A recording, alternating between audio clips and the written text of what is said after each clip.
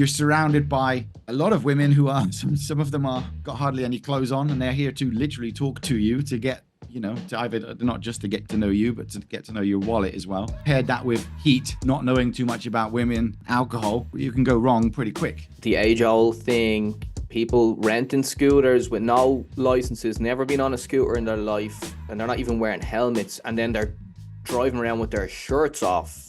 What's the story, everybody? Pete here from Thairish Times. Hope you're doing well. We're back again with another video. Get in.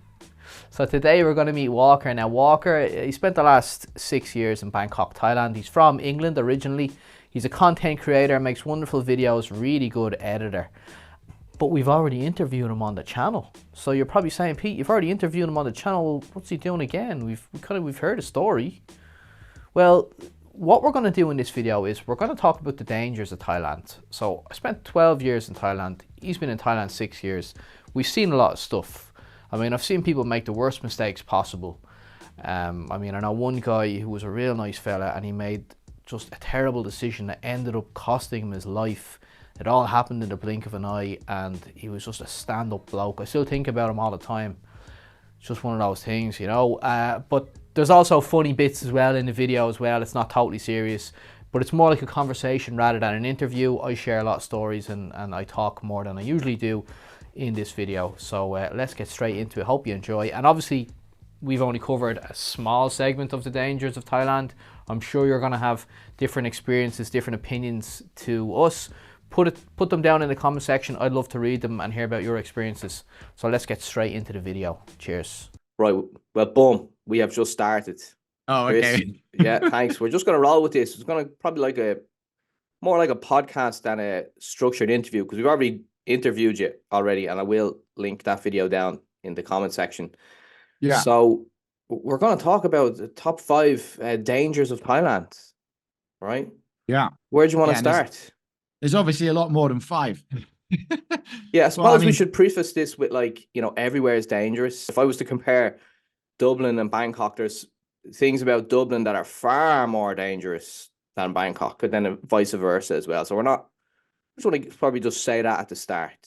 Absolutely, absolutely. I mean, it's in no way saying that Bangkok or Thailand is super dangerous, right? Like, that is no more dangerous than any other place in the world. But there are some things that people can learn from, and maybe protect themselves a little bit more, just, because when something does happen, it's only got to happen once, and it's quite annoying. The number one tip that I know of is just, never try to look like a tourist. You see the people that they walk around with a big camera around them, and you've got a map or something in your hands, and you just look like someone that doesn't belong, then you usually get targeted. I'm quite big, so no one really annoys me, or tries to get... No one really tries to scam me too much, as far as I've been aware. But I have other friends who you just look at them and you just kind of, I want to scam him myself, So you'll get in a taxi or something, and you'll say the wrong name, so they instantly know, oh, he doesn't belong here, he doesn't know the place, and then it's the price of a taxi can go up significantly. So yeah, having a couple of words of Thai definitely helps. Like Thairish, and just having that little bit of Thai when you get in. So they can. Bye, and then say where you're going, know how to say where you're going, learn left and right, simple things, and know the direct, get your phone out and be on Google Maps as well, just be checking all the time, just so you know. But you get used to the taxis after a while. It never really bothered me too much, but I would say the big one for me when it comes to scams is surround yourself with good people. I mean, it's very easy to hang around bars. And if you do hang around bars, you're going to meet a lot of different types of people. And the way I did it was, I didn't really hang around. I had a solid group of friends, 6, 7 friends. Usually, I think they were Ireland, UK, America. And we were a tight little bunch, I was lucky as well. I had my cousin live in Bangkok, same time as I lived in Bangkok. So I had family there. But we were a tight little group. I know my cousin, he played a lot of football. So he had made friends that way. I just like traveling around Bangkok. I was teaching English at the time, so I had friends from there. But even then, there was a couple of dodgy English teachers around. So I just kept a small circle of nice fellas.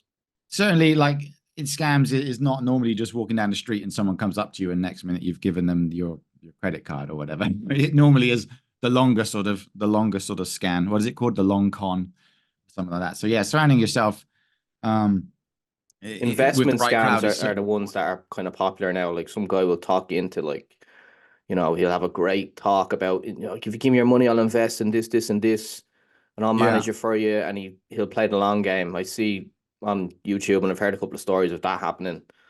Yeah.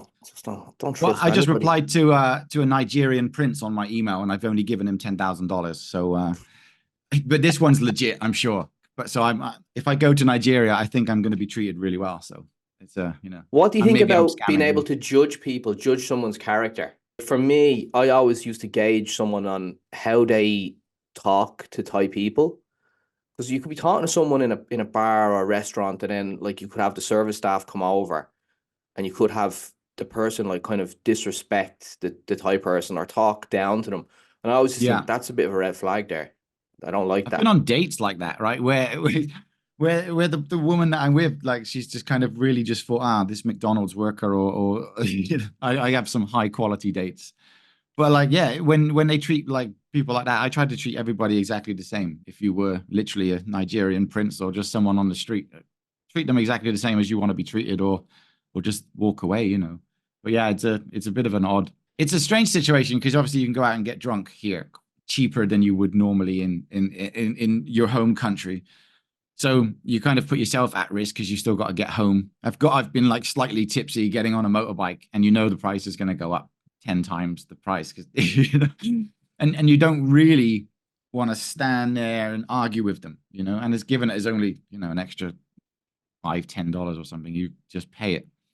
So yeah, you got to be careful. I've heard one. Have you heard about the one where someone will drop a wallet on the floor and then you pick it up and give it them back, and then it's empty, and then they, hey, where's all my money? You've got it in your wallet, so you get your wallet out, and then they steal it. I've heard it a few times, but I can't imagine anybody is that ballsy to do that to someone. What would you say would be the next one?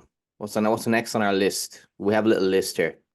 We have a little list. So I mean, still on scams, right? The thing that people really, I would guess, get the most scammed from is taxis and tuk-tuks, and the general rule for me is never get one that's stopped. Just flag one down as they're going by, because every time they've stopped, the prices seems to go up. But I mean, explicitly, I guess number four would be lifestyle, the general lifestyle here in Thailand. It's something like we kind of already touched on. It's important to learn a bit about the culture, what you can and can't do, especially like in England. If there was a small altercation, you kind of feel like, well, I'll hold my own, and me versus them. But in Thailand, you kind of like, it's definitely your fault as the foreigner. So just back down, shut up, and walk away, because you're going to get in more trouble than it's worth. When you say lifestyle, so I have down here, when I consider lifestyle, always consider that Thailand can make you healthy or very unhealthy. For me, when I went to Thailand, I wouldn't say I was super healthy. I was definitely a little bit overweight. And then when I got to Thailand, the hot weather, the exercise, and I went to the gym. I just got really healthy. But then I also seen it the other way, where I've seen people go to Thailand, drink too much alcohol, eat a lot of unhealthy food, because there's a lot of Thai food out there that is very, very unhealthy, and they Yeah. just gained a lot of weight. And I think it's linked to depression as well. I saw a guy get really depressed. He was a cycle. He was drinking too much and he was eating terrible food. He wasn't Mm. exercising, and it was just he was caught in that vicious spiral. So with lifestyle, you got to be careful. Like you said, alcohol's a lot cheaper. I mean, a Guinness in Dublin is like 250 baht. Well, I suppose a Guinness in Bangkok is expensive as well. But how much is a Leo? Like 100 baht? There's places where you can get it for like 60, 70 baht. Yeah, I can get a big Leo for 60-70 baht, like the big ones, yeah. And go to happy hour at some certain places, and it can be 45 baht or something. What is that? Like a dollar 10 or something? Oh, so yeah, it's pretty. I mean, we're all creatures of habit, I guess. So when you come to another country, your habits change. And then your habits then could be, while it's hot, so I'll stay in. Food is cheaper, so I'll eat more. Alcohol is cheaper, so I'll drink more. Uh, I'll use public transport instead of, like, so you got to keep it depends what your goals are.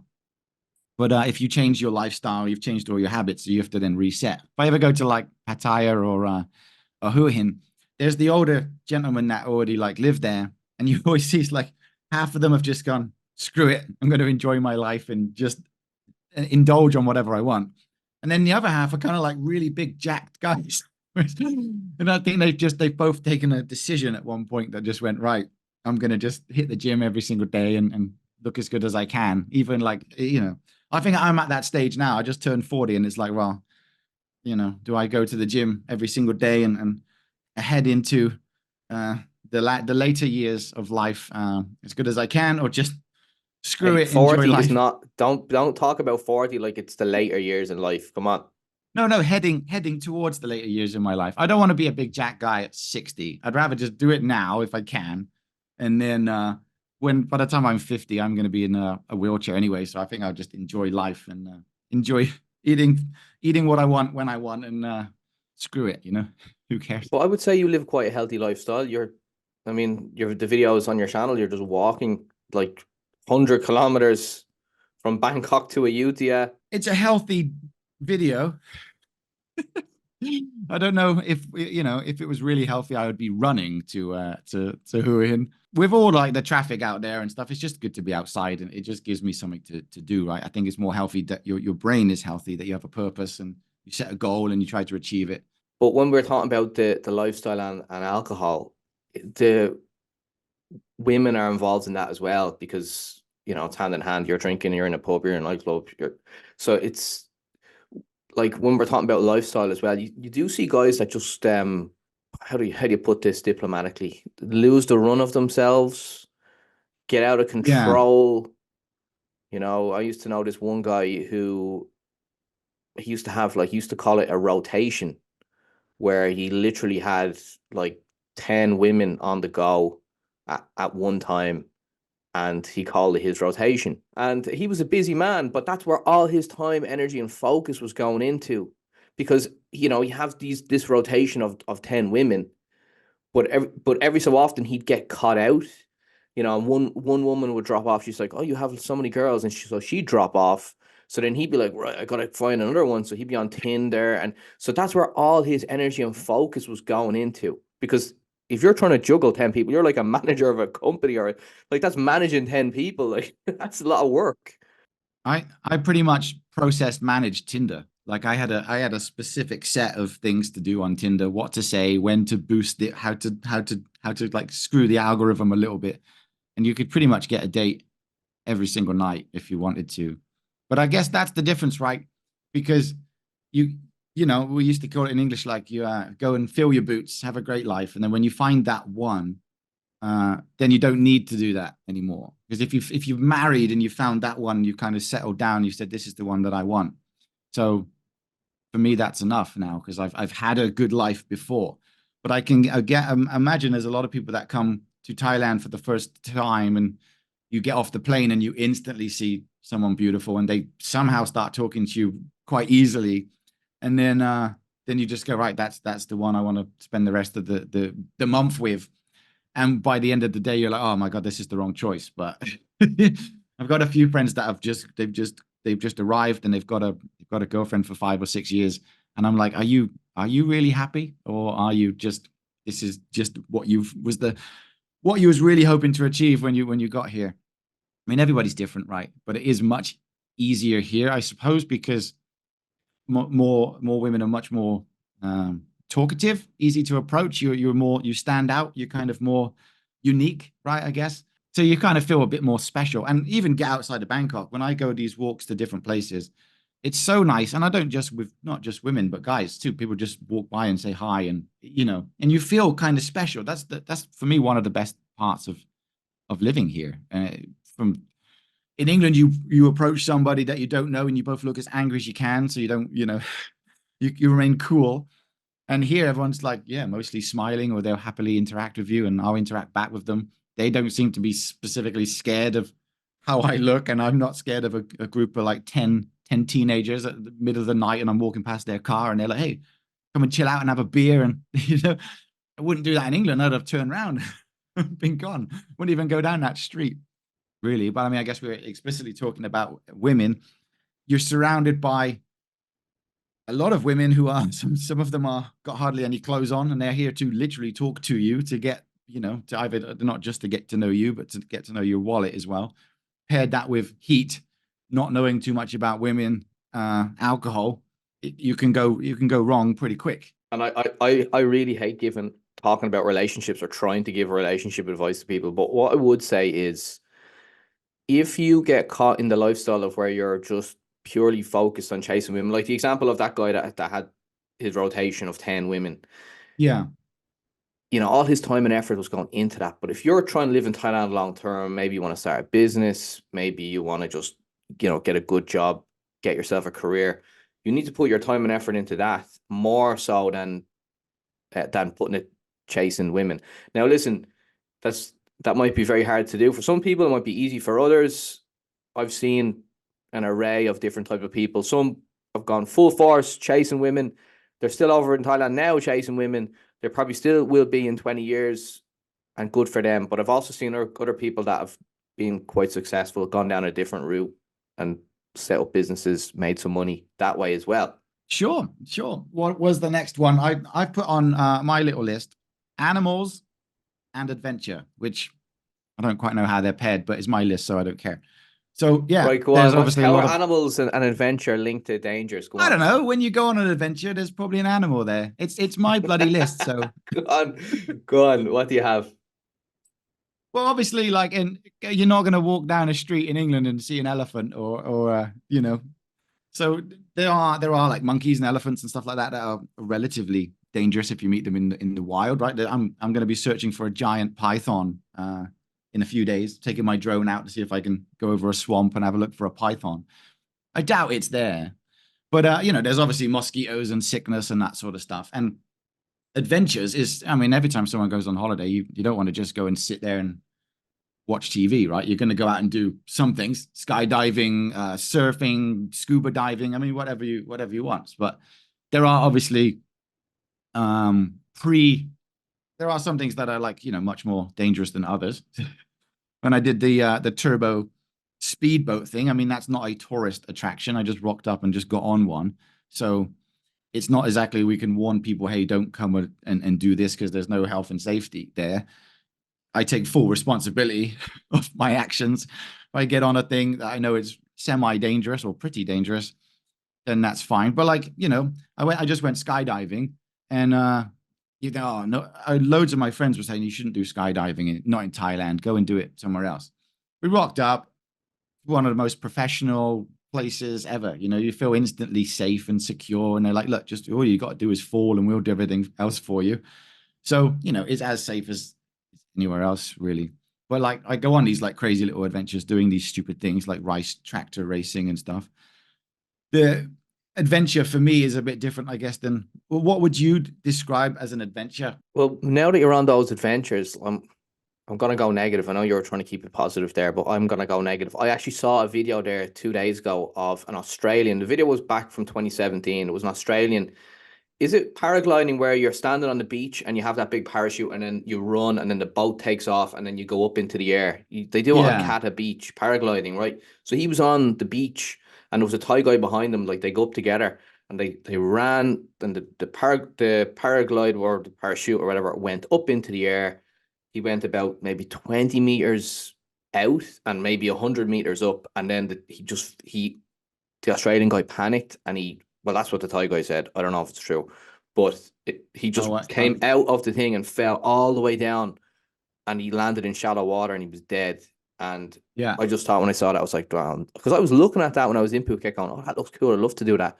But it turned out, maybe the rope was damaged. It happened in 2017. I'm sure you could just Google it and you could probably see the video as well if you want. But it's very, Yeah. very sad. Like, No, I mean it happens, but then how many times have they done that since when that didn't happen? Right? Like I was looking at the skydiving.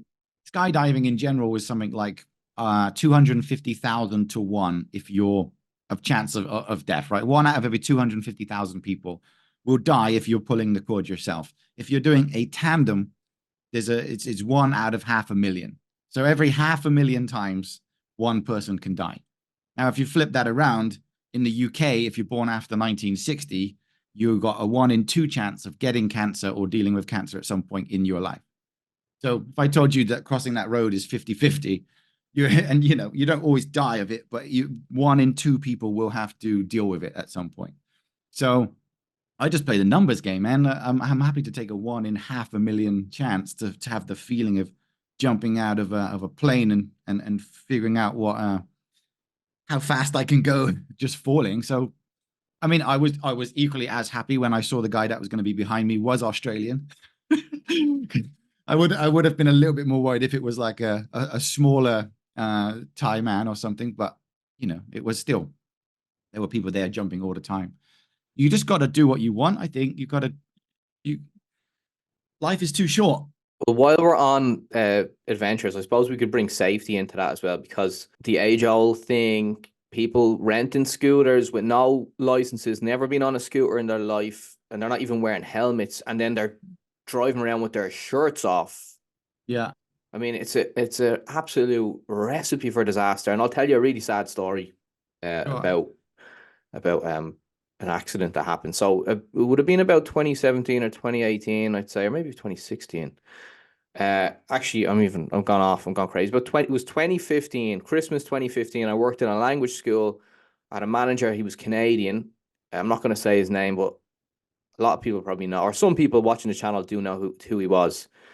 Really Right. nice guy, salt of the earth guy, real kind of alpha male character. He gave me great advice. He'd been in Thailand maybe 10 or 15 years at this stage. He was early 40s. He had a young family, girlfriend. He had a couple of condos. He was doing very well for himself, and he was the manager of the Christmas party of the language school. We're having our Christmas party, and he had been putting his money together, and he got money together, and he bought all these big beer towers, and he was hyping this up for a couple of weeks. Like, I'm going to take you all out. We're going to have a great time. I've got all these beer towers for us. So we went out. We all had a great time, and he made one mistake because he took his motorcycle or his scooter out with him, and Yeah. he made the fatal mistake of getting on that scooter and riding home after a feed of beer, and Okay. he ended Yeah. up driving accidentally going over a bridge, and we were at his funeral on Stephen's Day, Boxing Day 2015. It was terrible because he had a young family, and he just made one terrible mistake, and it cost him his life. And I always remember that, and I was like, you know what, don't drink and drive. And he was an experienced guy. He'd been touring all over the country on his bike. So if that could happen to him, it could happen to anyone. And you see loads of people drinking and driving in Thailand and not wearing helmets. So that always stuck in my head. Yeah. If you're watching this video, don't drink and drive. I think we've we can definitely get that point across. But I mean, that's the same as everywhere. I mean, the Thais. Well, some people would be on a scooter without any protective gear or without a helmet, and probably playing on their phone, and maybe a little bit drunk, maybe a small child on the front, but they are probably wearing a mask, so it balances out. You know, we cycled up to Lao, so I took the bicycle from here to Pattaya, and then from Pattaya all the way up to Lao, and that took what about 7 or 8 days, and we got pretty much 200 200 meters from the Lao border. And we heard on the news or something, that my friend was looking at it, that there was a specific cyclist who has gone all around the world and done over 200,000 kilometers over 10 years. And he had just died on that road that we were literally on. He would it must have been like a few days before. We didn't like know it was, we weren't following him or anything. And I remember hearing that story. he would be the most experienced cyclist all around the world. And when it's your time, it's your time, right? We had loads of people just fly past you, but it's kind of about, for me at least, it's always a balance. Do I just say no because that one person had this accident years ago, and should I not do it, or can I take every precaution that I can? I don't particularly want to die, but I also want to live. And when I did the skydive, they were kind of like, "Are you scared?" And I'm like, "I'm not scared to die now. I'm more scared to die in 20, 30 years having done nothing." So I take that as a kind of a challenge to just enjoy what I got, as I've got it, whilst I can. We've talked about my personal back problems that I'm going to have. I'm enjoying walking at the moment because I may not be able to do that. So, it is what it is. There are always bad stories, but there are also hundreds of thousands of people using their bikes every day right now that aren't getting knocked over.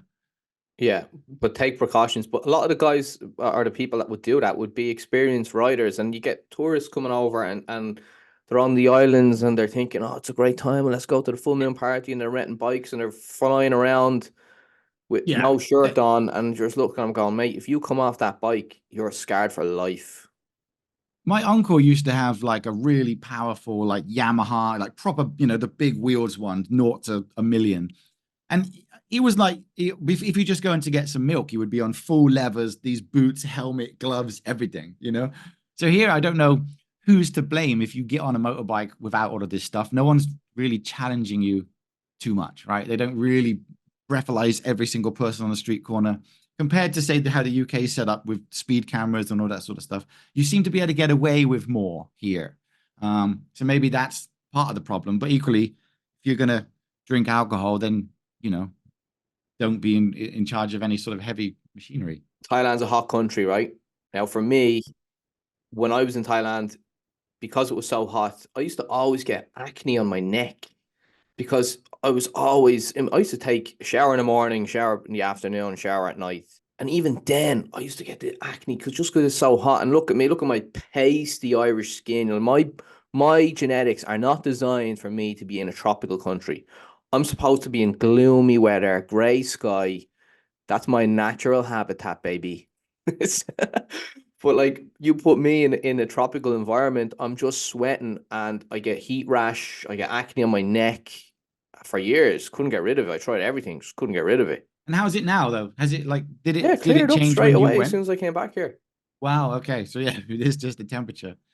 For me, it was well, I'm ginger, so I mean, I'm burning now, and this is just an LED light, so it's pretty ridiculous. But because of my bone condition, it's like arthritis, and they say that going to like a spa or a sauna or something is actually really good for you. So that was one of the reasons that when I came here, I could almost like stretch my back and move my arms a bit more flexible than I had before. So yeah, it's good and the bad, right? I used to walk around trying to sell condos. You had to wear a shirt, and you go outside, and within 5 minutes, you're already sweating. And you're like, oh, going to go back home and have a quick shower, and then you put another shirt on, go back outside. Oh, yeah. It's super humid, and I honestly, after however long I've been here, 6 years, I don't feel it as much. Like it's not instantly recognizable. And I'm walking out there for now, what, 12, 13 hours sometimes. The bigger problem with is more about the air quality itself, right? You're breathing that in. And I'm now avidly checking this app that tells you the air quality every day. And I'm like, oh, I better not leave today and go out. Yeah, But pollution. Yeah, it's yeah, a big that deal. that that comes and goes. You don't know how it's going to be. I wouldn't specifically want to raise a small child here if it was constantly this bad. Luckily, it seems to just happen for a bit and stop. And obviously every place has got air cons, but This how time of the year clean now it is is filled the with. worst. February, March coming up is the worst time of the year for the smog. Yeah. Yeah, well then we'll see how that goes. Because I mean, yeah, it's difficult. And Tried to it's getting start worse every year. Because like when I remember like 2012, 13, 14, 15, like there was no smog. And then all of a sudden, just before COVID, like 2019, 2020, it was terrible. yeah. And it's weird that I mean, it doesn't seem to be like a big, I mean, obviously I can't watch the news, but it doesn't seem like a big pressing issue. Like surely it's affecting everybody. And when I do these walks, sometimes you go under like a bridge and there's cars that have maybe been there for a month and they are caped in like 4 inches of just dust. And you're like, I know it is, they'll get general dust as well, but that's surely the smog that have all kind of settled and cars have pushed it onto these things. And it's like it's been through like a sand storm or something, and you think, holy hell, is that what I'm just naturally breathing in every day when I when I go outside? So for that, probably should still be wearing a mask. There's a lot of research out there that links pollution to lots of different cancers. At the end of the day, there's so much to worry about. As I just turned 40, my wife was pressuring me to go and get like a health check, And there's about 16 pages of things that I could tick off, and each one has a price on. And I just know that I'll pay for the entire lot except for one thing, and I'll end up with that thing. So, you know, I probably should just get at least like a baseline or something. I think everybody does it, right? Does everybody when they hit 40 just suddenly go like, "Oh my God, I need to maintenance myself with a Mate, I'm health hanging plan." on. I got a couple of more years left. I'm hanging on. I'm not going to worry about it till I get there. I remember meeting this fella before in Thailand, and he was 42, right? And when I asked him his age, he was like 39. And I was like, "You're not, you're four." And then someone else like, "No, he's 42." And I was like, "Hey, you lied about your age." And he's like, "Mate, when you get there, you'll know what I mean." I was like, always stuck in my head. Yeah, I'll probably be 39 for about 4 years. Oh, I see. Yeah, I mean, I wouldn't imagine there's that much difference between telling someone you're 41 or 42 or 39. I would go with like mid 20s. But I mean, look at the bloody Asian men. I got a friend note, and every time I ask how old he is, he's like he's 10 years older than me, but he looks 15 years younger than me. And you're just like, you bugger. Yeah, that's what I mean. Do you think there's a point where a Thai man stays really young, and then there's like in the space of 2 or 3 years, he just ages where he looks the age he should be? I hope so. I hope so. I really hope he just wakes up on a Monday and he's got like a 3 foot white beard. Because like he still looks really good, and it's kind of embarrassing because you're like, well, this I need to do more in the gym to look like that, you know. The Thais, they have great skin, don't they? It's the skin. Thai Yeah, people, their skin is just really, really nice, yeah, compared yeah. to Caucasian skin where we just crack and wrinkle Well, up. we perspirate, don't we? So that causes all sorts of stuff like spots and that. Like my wife just come back from some sort of boxing thing, and she's like absolutely knackered, and yet like she doesn't need to have a shower because she doesn't sweat. And I'm like, surely, just standing outside, I've got to have a shower, let alone do exercise for an hour. So we have the next one. Rushing Yeah. into relationships. How do we make this to be a danger, right? It's more about rushing into a relationship with the wrong person, you should imagine. And if you find the right person, are you going to stick with them, or do you want to just, you know, it's kind of what we touched on already. Do you just keep having a list of people that you go around, or are you just gonna? We can also say you can rush into different relationships with friends, with men as well, right? Like it doesn't have to be a sexual relationship. You can meet the wrong people very quickly. So that kind of touches on nearly everything. But I mean, I've never really rushed into a relationship. It's taken me 40 years just to find one really good one. So I'm not in any rush to cock it up at the moment. Um, but I've got lots of friends that, you know, I've got friends that, you know, like your missus, she speaks like awesome English, has that really thick Irish accent, which is absolutely brilliant. But I have Dublin friends accent. that, Not only is it an yeah, Irish accent, it's a Dublin accent. See all the those are rest of the proper. lads from Ireland now typing accent is But how shit. did she get that if she wasn't in Ireland? Just from talking to you. Yeah. We've Okay, been right. So together we got to since end this. 2016. If I come out of this Zoom call with more of a thick Irish accent, I'm going to kill myself, Pete. Yeah, and when I met her, she had an American twang. And I was Yeah. like, you got to lose that American twang. You got to come over here, get this Dublin accent, baby. But Come over anyway, here. we're talking about rushing into relationships, right? Yeah. I know this guy who rushed into a relationship with a Thai cop, and Oh, she was like drug undercover kind of drug cop, and her job was like she'd go in undercover into nightclubs in Bangkok, and she'd try and catch people doing drug deals and stuff like that.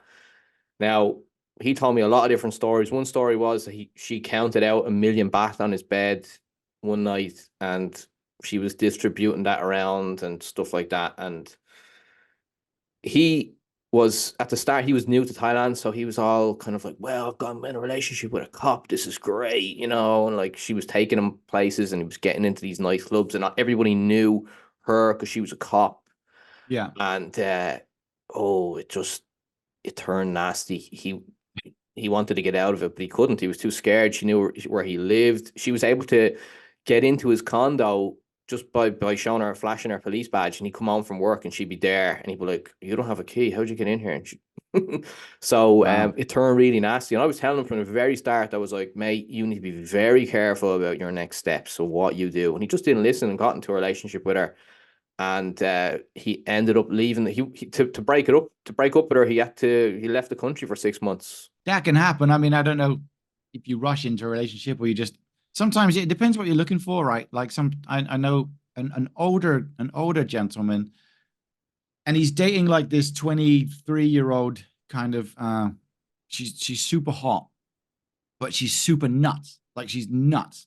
And like she'll throw stuff at him and try to stab him and all that sort of stuff, you know. But because he's like 65, he's kind of like, look, I'm never gonna get with anybody this beautiful again. So he's kind of like, as long as she looks beautiful, she can basically stab me. it just Jesus. it just seems really dumb. But I mean, who knows what happens when you get to that stage of your life where you feel like, anything is better than nothing. But yeah, hey, it is what it is. So the advice for people out there: take your time, don't rush into anything. Myself and Noon were dating for about 7 months before we became official boyfriend and girlfriend. Yeah. Just take your time. Go back to how you would do it in the West. You see people going on dates and then the next week they're together and they're in a relationship. That's too fast. Slow down. Yeah. Yeah, no, I mean, people get married in the first week or whatever, or engaged or something. The key is to, for me at least, is fill your boots best you can. If you're someone that hasn't really got with lots of experience, don't just pick the first one and say this is what I want forever. You need to know, if you're looking for a condo, you don't just take the first one and jump in if because you never know what the next couple would be like. But if you've got enough experience, then like, okay, yeah, this is an educated guess. It's why they call it settling down, right? You've decided to settle for this, and this is what I want. So in that aspect, I'm super lucky. I am, what do they call it? Batting above my average or whatever. My wife is super stunning, and I mean, Jesus, look at me. But so every day I got to try my best to impress her or keep her hanging around.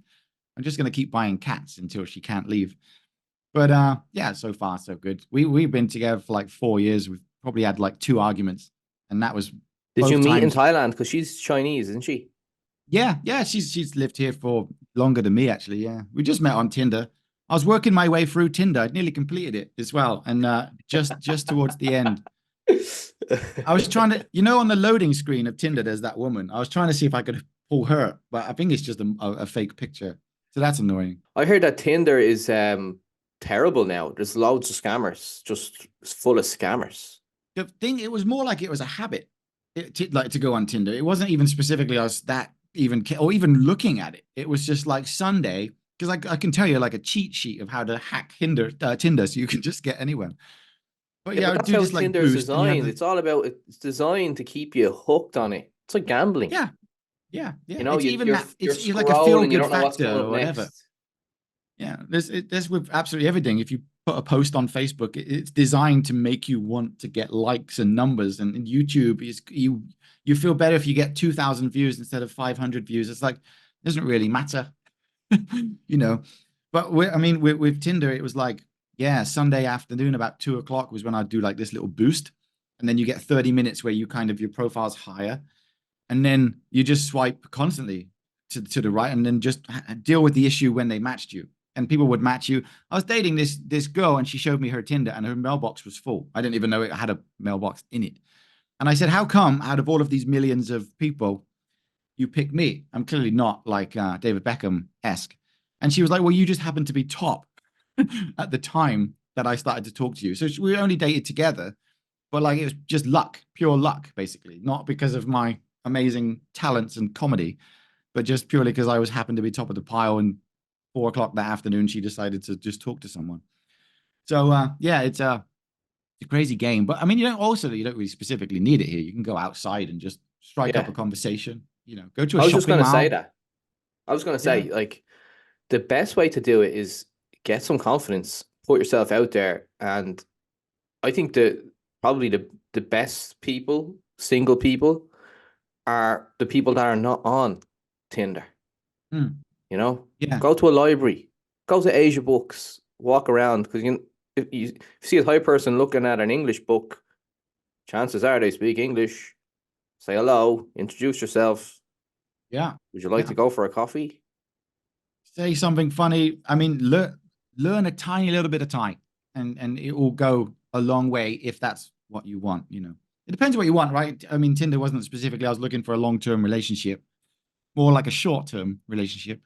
But yeah, if you meet, I'd rather have met someone at a zoo or yeah, a A shopping mall. zoo. Zoo is really cool. Tons of cute animals, and then and I, and then I turn up and I I don't know, ruin their but day. a zoo, but wouldn't a zoo be a place where like families would go and people in relationships would go? Would you find single people at a zoo? Yeah, and they would be super desperate because they're at a zoo on their own. No, I mean just anywhere that it's more. You're on Tinder, so there you know that that person that's talking to you are looking to date, right? And but they're not because they're distracted by thousands of other people. If you go to a bar at night and you approach someone, you kind of feel like, well, why are you sat in a bar wearing these clothes with no one around you? Why not approach them? Because they're literally asking for it, right? So there's no harm in just striking up a conversation. You don't have to go straight into let's get married. Just want to drink, want to have a chat about something. What do you do? Easy stuff. But I've just found that for me, random places, the middle of nowhere, like a zoo, it always seems to do better, just because they're not expecting it, right? They're not expecting someone to approach them. Even like shopping, just regular shopping for your groceries. It's a great way to start a conversation. Just take like a pineapple and just roll it down the aisle. And then you were like, oh, sorry, my pineapple's got away from me. Just something dumb. But it's different. And that's what stands out. But I'm not giving dating advice. We're talking about dangers. All right, so we've covered these top five dangers. Now, I have to say to everyone, there's so many dangers, and I actually do have a video coming up. I interviewed a guy about common mistakes expats make, which is kind Yeah. of along the lines of dangers, and so that's coming up on another video. But let's just change it a bit. Back to yourself, right? You've started a new channel now. Tell everyone what your new channel is about, what you're doing on YouTube. Yeah. I mean, who knows? Still trying to decide that. That's probably why I got no subscribers. Um, I like last time, right? I mean, first of all, thank you again for giving an opportunity for just a low level, 160 subscriber idiot to come on a really awesome established channel like yourself, man. Like no one does Mate, you this, stop. you know. My head is gonna explode here. Just forget about I me. gotta, I gotta win you over. Maybe I'll get a link. No, but it's nice. People don't do it. People are very protective of their social medias and that sort of stuff. I'm have worked as a YouTube consultant, so I've known thousands of YouTube channels and I've watched them, and then obviously I watch it, and it mostly just bores me how everything is kind of the same. I just bought a drone, so I started watching some stuff about drones, and I'm like, these are all just basically carbon copy videos of what it would be about Photoshop and Premiere Pro and all this sort of stuff. So I just decided I'll start my own channel as an outlet of just being kind of creative and stupid and stuff like that. And I'm not really taking it to heart if it gets 10 views, or I had a video got 130,000 views, right? But it didn't make me feel any different than 5 comments from people that I've seen in the previous video. And I'm much more happy when they comment. And I want to build like a little community. I've got people paying me on Patreon, which I just give the money to charity. And I just got them some t-shirts. Any other YouTuber would be like, look, here's some branded t-shirts. Go away and here's my link, my affiliate link. Please buy it. And with me, I'm like, I'm just going to give them out to my Patreons. They're paying me $7 a month or something. So after a couple of months, that covers it. You can have a t-shirt. Why not? So my stuff is like I'm a video editor, right? That's what I love to do. So I like to just see if I can do something that everyone else is doing, flip it around, make it entertaining, entertain people if I can. Give money to charity. We've probably dealt with about 5 or 6 different charities now. Friezo from Bangkok Community Help. So he's super top guy. So of course I messaged him the other day and I was like, do you have a wheelchair? He's like, yeah, we got a couple of wheelchairs. I was like, right, do you mind if I push you across Bangkok? And he's like, oh yeah, that sounds like a great idea. So just gonna push a wheelchair across Bangkok, not to really like expose the dangers of the paths, but more of like a bit of fun. But also, it is pretty hard if you're in a wheelchair to do anything here. So yeah, I mean that's what I'm doing.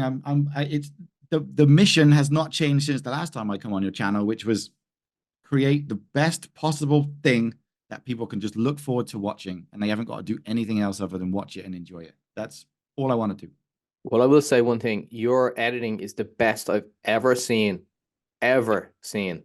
Oh, You now my are head is out there. No, but it's true. Like your style, the way it's pure creativity.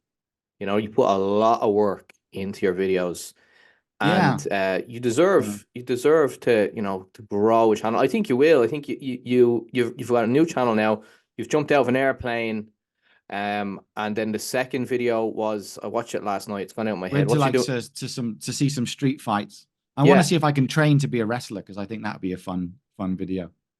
yeah. So you've got loads of ideas. There's loads of good stuff coming up, and I think you want to kind of is it you want to go broader than Thailand. You want to include like other Yeah, countries as I don't want well. to be a Thai vlogger. I think it's too broad. I'm doing stuff like Donnie that's appeared on the channel before. He's got a motorbike and we put a sidecar on the side of it. So we're going to see if we can race it across the middle of Thailand. But we'll probably just go to Vietnam. Obviously, I've been to China and Japan. It's selfish really, but I don't have a niche. It's not like it's food or specifically about walking. So the only option I have is to make it more about the video editing and just sort of like entertainment, right? Like a documentary, a funny documentary. So therefore, you can just watch it each week and know that you're going to be expecting something hilarious. I mean, like one of them, cycling across Japan with no shoes on, 750 kilometers through storms and stuff like that. I've made this entire channel, and actually, like you probably have been watching some clips if Pete puts them in, and just finding these clips. It's just so nice to look back and be like, "Wow, I've done a lot of stuff in the last year," and all I'm going to do is just have them saved so that when I do get older, I can just turn around and watch it back and be like, "Hey, this is super exciting for me."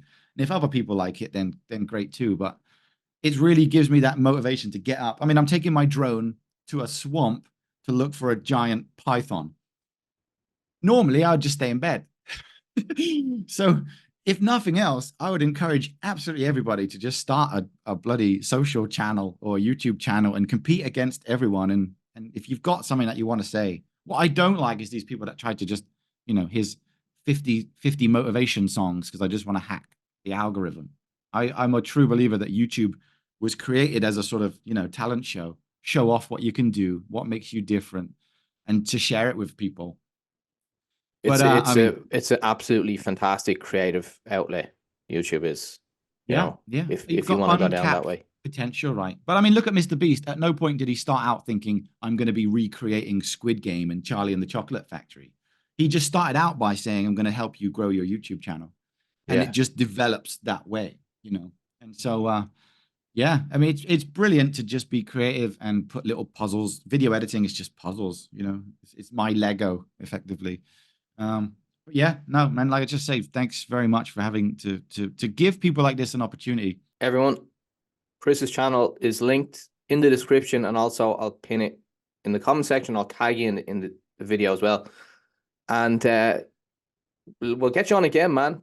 Down the road, I think we could maybe do this more for like kind of podcast style, more where we have a bit more chit chat rather than an interview. We'll end this one here. Check Hmm. Chris's channel out. Like I said, I've got more videos coming up. We'll do one about expats, mistakes that expats make, type of thing. I've already filmed it. I will upload it. And thanks very much, everyone. Subscribe to the channel, hit that like, and let us know in the comment section if you like this kind of style, podcasty style, rather than an interview. Maybe we could get more of them on the channel in the future. All right. See you on the next one.